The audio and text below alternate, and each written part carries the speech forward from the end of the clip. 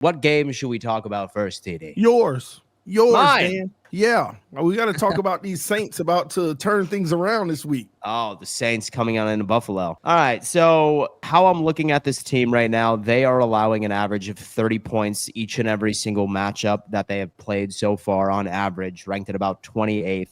I think they're going with Rattler. I don't think if they were to miraculously come out of nowhere and put Tyler Shuck out there, I don't think that they would be much better. I think Kellen Moore has all but embraced the fact that he's going to be rolling with a brand new quarterback next year out of the first round. In fact, I think the Saints are your first overall pick going into the season. I really do. What I need from Buffalo is this. All of the focus has been on the lack of their offense being able to get going, although Rattler actually has about 4 touchdown passes, I want to say, so far. It's more so that their defense, I think Buffalo is going to be able to pick apart. I think that we have a lot of opportunities to run against this run defense. Like, you're looking at several rushing attempts so far, yards per game are right around the middle, but a lot of weaknesses I think that our running back by committee can really take advantage of.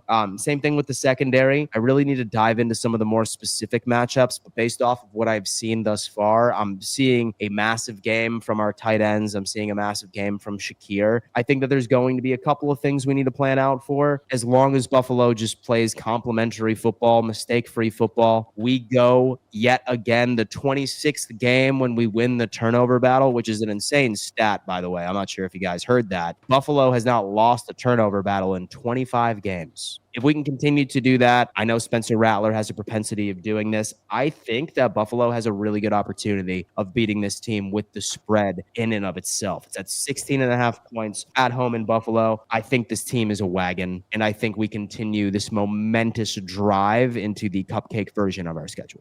Wow. Well, you know what, Dan? The Buffalo Bills are actually coasting right now. They got the Saints this week. Lucky them. I mean, the reality is the Saints can't compete with the Bills. When you got Josh Allen on one side of the field, it doesn't matter what you have if you're the Saints. You haven't solidified your quarterback situation. The Saints are just a bad team. And Buffalo, you need to make this a 3-quarter game. You need to make this a 3-quarter game, be up by about 20 plus points after the third quarter and let those starters sit, get some much needed rest, and not put them in harm's way, risk of injury. That's what this game is this week. You know how a lot of people say, well, sometimes the best team lose to the worst. Well, this ain't the one. This isn't the one. The Bills, just a good team, man. And these are the games you can't lose, or everybody's looking at you like, oh, you definitely could beat any week. Bills are trying to do something special this year. When you look at the schedule, I know Dan made a bold proclamation about the record. Undefeated is ridiculous. Winning 14 games or something like that is realistic. When you look at the schedule the rest of the way, Bills roll in this one. I have the score, I'm going to say 35-13. Yeah, you got to take the Bills spread. I know it's ridiculous of a spread, but you got to take them to cover and be over spread in this one. So I got the Bills easily. So the way that I look at it, I think this is going to be another game where you see Josh Allen in a baseball cap by the fourth quarter. Yeah, that's why I say make it a 3-quarter game. Rest those starters in the end. Richie, what about you on this one? The Saints, rat-a-tat. I mean, it's ridiculous. I mean, you talk about maybe the Bills really? What's with the schedule? Saints? Easy, cakewalk. What's going on, man? I mean, we all versus the Saints this year. So I guess that's the way you look at it. But I mean, this is going to be the most picked game in every single survival pool. And usually those games go the opposite direction, man. Maybe Spencer rat-a-tat, man. We see him go out there slinging. Come on, baby. Let's see it. Nah, man, this is gonna be ridiculous, bro. You're talking about what Josh Allen did against the Jets is what he's gonna do in this game. He's gonna just be like, here's the ball, James Cook. Here you go. What are we doing? Why are we previewing this game? It's going to be whatever the spread is. It's like a ridiculous 16-point spread. The Bills may cover it. Colby, brief thoughts on the Buffalo Bills going up against the Saints. Dude, I don't know why we're talking about this. Everybody knows who the Saints are at this point. The Saints are rebuilding. The Saints aren't even trying to win games at this point. You know what the Saints are trying to do? They're just trying to build momentum. They're trying to build an identity to that brand new football team. That's what that team is trying to do. Wins don't matter to them. All they want to know is what they have in-house to get a better projection of this team. It is quite literally on to 2026. If you do not blow out the New Orleans Saints, I don't care if you win or not. I'm going to come back here next week, and I'm going to say we need to start being concerned about the Buffalo Bills. If this ends up being one possession, I'm going to be concerned. If this ends up being 10 points, I'm going to be concerned. Y'all need to whoop some damn ass, belt to ass, because if you're a good team, if you really are a Super Bowl contender like you're trying to say, then this is the exact team that you take advantage of. So that's what I'm looking for.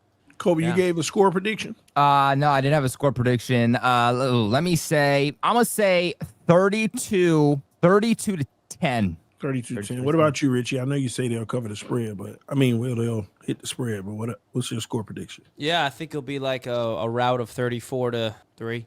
Maybe garbage. Yeah, it's tough for me not to pick the Bills scoring 30 And this is in Buffalo? in Buffalo. Gosh, man. They just have y'all playing at home the whole year, don't they?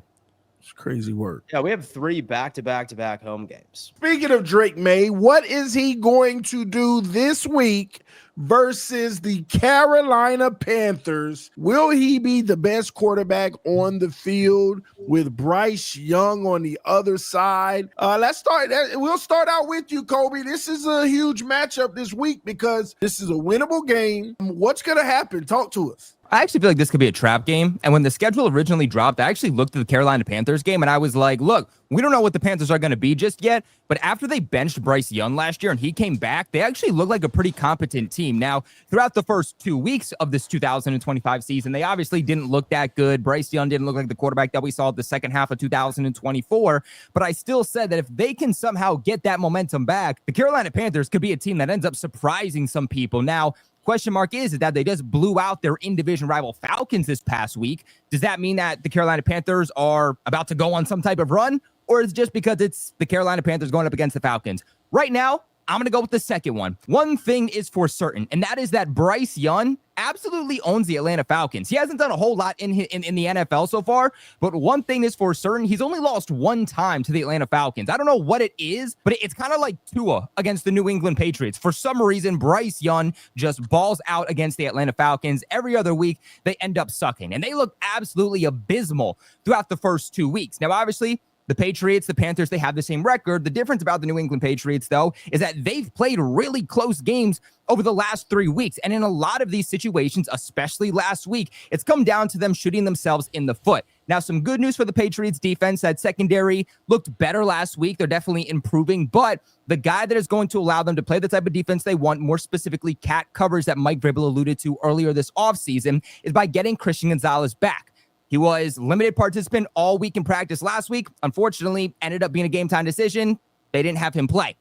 This week, from based off what Mike Vrabel said today, sounds like Christian Gonzalez is going to play in this game, and I think that's going to help the Patriots out significantly. Right now, New England doesn't have a whole lot of injuries. They're fairly healthy for the most part, but the Carolina Panthers have a lot of guys on their injury report that did not practice. I really, really like how the Patriots defensive backs are going to match up against the physicality of these Carolina Panthers wide receivers. So I think that is a matchup that New England will be able to win. I think New England's pass rush will be able to get home. Last week, they played Aaron Rodgers, who's really good at getting the ball out in a split second. They're able to play a week before Tua, who also is very good at getting the ball out in a split second. One of the issues for Bryce Young is that he ends up hanging on to the ball a little bit too long. New England's pass rush and defensive line is one of the best in the league with some of the best pass rush win rates. Milton Williams in the interior of that defensive line is second in the NFL in pass rush win rate among interior defensive linemen. So I do like how the defense fares up in this game. I think for me, the big question comes down is can they finally do the one thing they have not done yet this season and win at home? New England is the worst team. I hate to say it, but they're the worst team in the NFL at winning at home. Mike Vrabel said introductory press conference that's something they want to change. Didn't do it last week. Can they do it this week? The big thing is just going to be limiting those turnovers. Last week, beat themselves because they had 5 total turnovers. If they can just not turn the ball over this time, I think that they'll be good. Patriots, they're actually 7th in the NFL in passing offense. I think that this is going to be another big week for the Patriots pass game offensively. What's the final score? I'm going to go Patriots 27, and I'm going to go Panthers 17. So I think it's going to be a close game. I think the fact that the Patriots are not too solid of a team at home is going to play a factor. While I think, and like I said, that having more turnovers earlier in the season is a good thing, it does suggest aggressiveness. I don't think that that's something that just completely falls off of the face of the planet. I think that some of those turnover issues are still going to exist.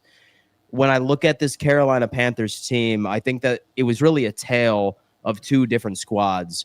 For the first and a half game of their season, looked absolutely abysmal. You thought that Bryce Young was back to his incompetent self again, but then going into the second half of week 2 and then that 30-0 shellacking against the Atlanta Falcons, he's starting to look a little bit more to me as that guy that we saw in the back half of last season that really looked like that he was coming into his own.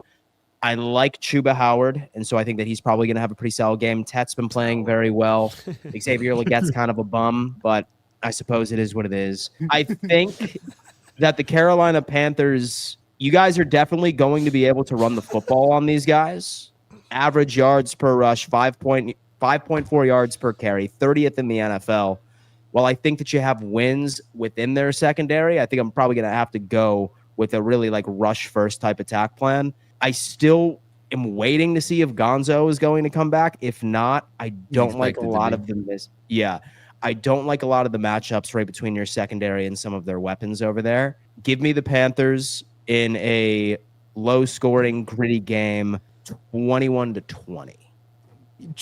Man, I don't know though. Chuba Howard, he's a good running back, but at the end of the day, best in the league, at the end of the day, the Patriots have one of the best run defenses in the league, so they're going to make them one-dimensional. Also, these Patriots Chuba Hubbard, excuse me. It's Hubbard. No, it's Howard. It's Howard. You guys were laughing for a second. These Patriots defensive backs too are good when it comes to physicality. They're not good with speed outside of Gonzo. So I actually like how they match up in this game. Personally, thoughts on Panthers and the New England Patriots? Who wins that game? Yeah, man, the Panthers secondary and their defense is what's going to be interesting, and I think whoever wins the turnover battle, I'm not going to buy too much into the Panthers stock yet, even though, like, the Falcons' offense is, like, good, you know? And the fact that they were out there making some plays, and then they went out there and got shut down. Like, I don't know if the Panthers' defense is good or the Falcons' offense is just frauds. But, man, like, the Patriots don't play well at home.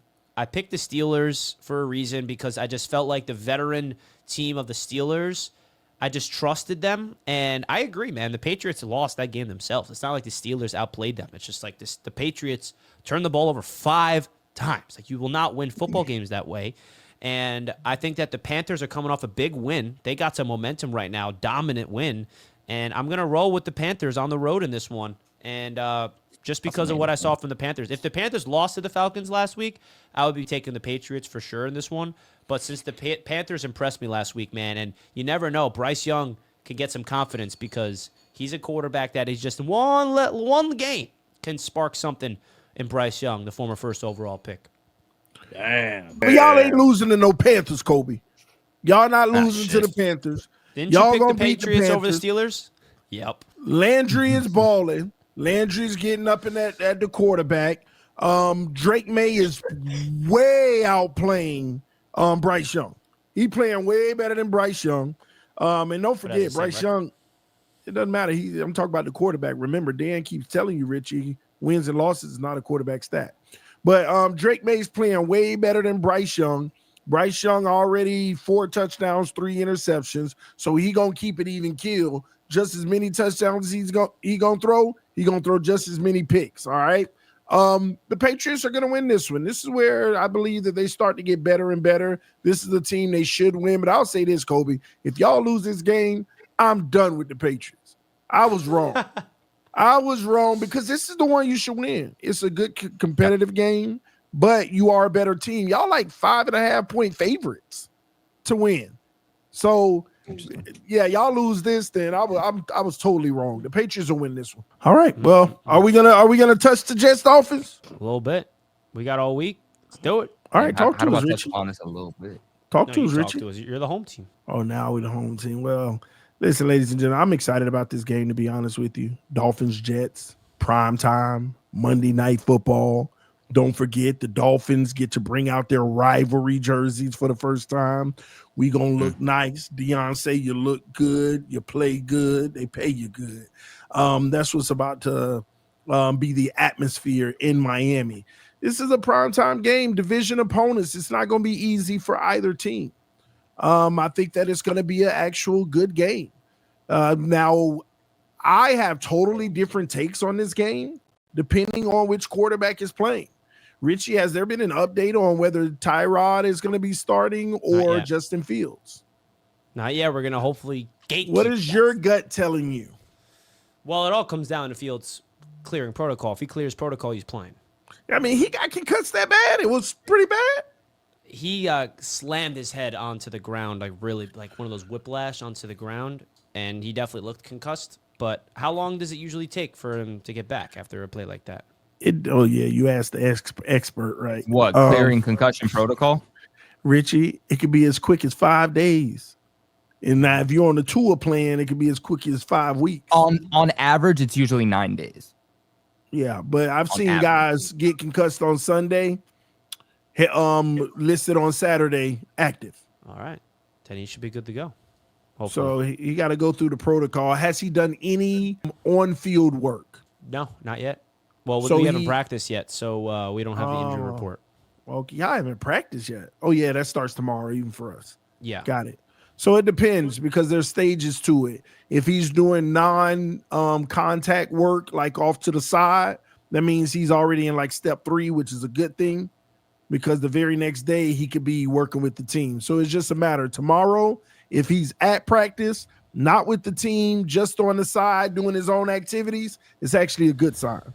If he's nowhere to be found or just walking around without doing activities, I doubt he's playing. That's what you can look forward to tomorrow. Well, we'll see. I mean, the first injury report's going to be tomorrow. So the question is he practicing or not? So that's definitely something I'm looking after. You know, Tyrod did a pretty good job, but that pick 6 was a big reason why we lost the game. He also had a fumble lost. 2 turnovers is inexcusable, but he stepped up in the 4th, and the Jets are going to try to bounce back from that 4th quarter heroics. But listen, man, I just feel like with the way the Jets are dealing with adversity right now is very unique, and I think it's pissing off some fans, and I couldn't disagree more. People are clowning Aaron Glenn for dancing on the sideline, clowning Aaron Glenn for clapping after a loss. I mean, TD liked it, but like I don't know, man. It's like anything he does, he's going to get criticized, bro. It's just ridiculous. But I think he's approaching the adversity exactly how I want it to be. Upbeat, positive, because the way Robert Saleh handled losses was like this. That's not how you handle adversity. You got to show some type of upbeat personality, upbeat pulse to inspire your guys, and that's what Aaron Glenn's trying to do, and that's something that I think is going to be interesting to see how they're able to bounce back. But the defense is what I'm looking at, man, in this matchup, because the one thing the Dolphins do have is an offense, even though they haven't been as good as recent memory has showed us here. But how is this Jets defense going to be able to figure out their identity? How are they going to be able to do what they do? The Jets do have some injuries on our defense. Quincy Williams is on the IR with a shoulder injury. Our third linebacker, McCrary Ball, who's also our special teams captain, is on IR. Jermaine Johnson was out last week. We don't know if he's going to be back. Our starting safety, Tony Adams, is injured. So there's a lot of injuries to this Jets defense, and that's definitely concerning, and that's something we're going to keep an eye on, because if the Jets cannot, be able to stop the Dolphins' offense, and not force turnovers, I'm pretty sure the Jets and the Dolphins are the only teams in the NFL that have not forced a turnover yet on defense. I think that's going to be the deciding factor of this game. Whoever turns the ball over is going to lose. Whoever wins that turnover battle. So we could save the picks or... Yeah, we'll do predictions and picks and score predictions on Monday at Our 6. Monday show is going to be earlier. Yeah. Than 7 for that reason. Yep.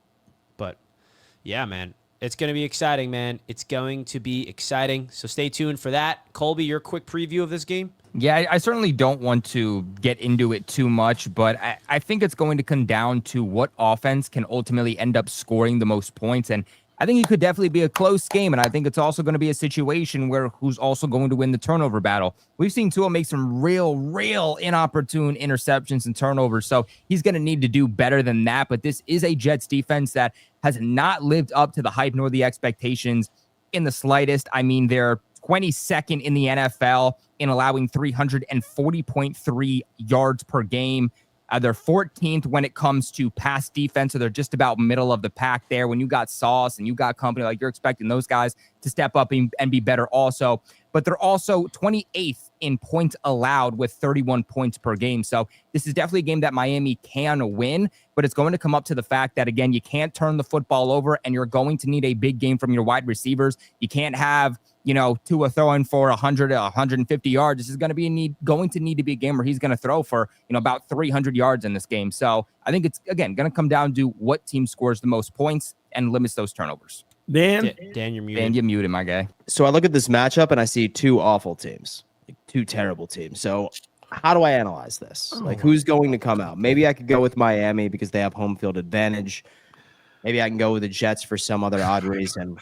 But the one thing, and how I do look at it, is this.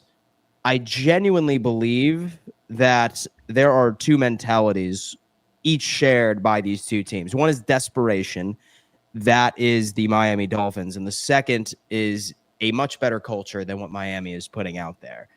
Glenn has been very unapologetic about celebrating for his guys. I think the guys in the Jets actually want to play for Aaron Glenn. I think that when you end up looking at the two cultures side by side, I think the Jets are going to win this one. I think that they have a great game on the ground. I think that their defense wakes up. I think they do generate a turnover one way or the other. I think the Jets win this game, man. 24-20. Oh, you're giving the whole prediction right now. All right, Dan. All right, yeah, of course he's going to root on the Jets because he know who his biggest threat is in this division. Then you can't hide it, man. Dude, you can't hide listen, it. I have been on a campaign all season long trying to prove everybody that the Dolphins are awful.